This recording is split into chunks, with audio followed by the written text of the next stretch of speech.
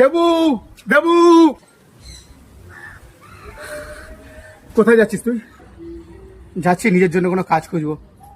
আর এমনিতে তোর আর পূজার বিয়েটা তো হয়ে গেছে, তোর স্বপ্ন তো পূরণ হয়ে গেছে। কাজের জন্য তুই শহর ছেড়ে যাচ্ছিস না।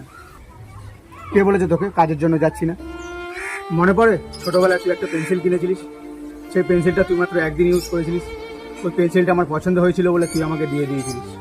বাবা যখন আমাকে ফোন কিনে দেবে না বলে বারণ করেছিল, তুই তো নিজের পছন্দের ফোনটা আমাকে দিয়ে দিয়েছিলিস, যেই ফোনটা তুই মাত্র 24 ঘন্টা ইউজ করেছিলিস। তুই তোর একদিন পুরনো বাইকটাকেও আমায় দিয়ে দিয়েছিলিস, যেটাকে তুই তোর জীবনের থেকেও বেশি ভালোবাসতিস। তুই কি ভাবছিস তুই বড় দাঁড়িয়ে আছিস, বড় মহাত্মা আছিস? তুই বন্ধুত্বের পাগলপন তোর মাথায় এতটাই চড়ে গেছে যে তুই তোর ভালোবাসাটাকেও ছেড়ে দিলি, পূজার সাথে আমার বিয়েটা হতে দিলি।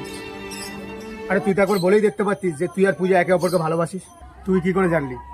আমি কালকে মণ্ডপে সব জানতে পেরে গেছিলাম। এখন তুই এখান থেকে যাবি, কিন্তু একা না, পিছনে দেখ।